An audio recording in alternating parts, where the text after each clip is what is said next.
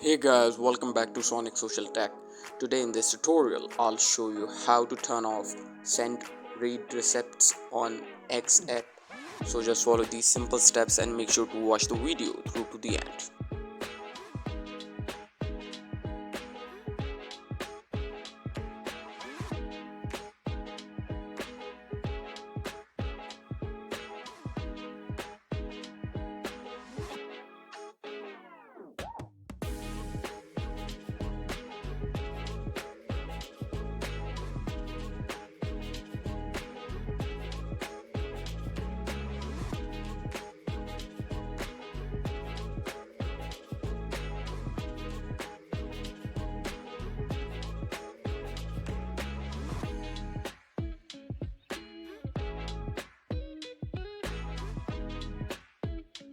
Thank you for watching guys. Make sure to like and subscribe.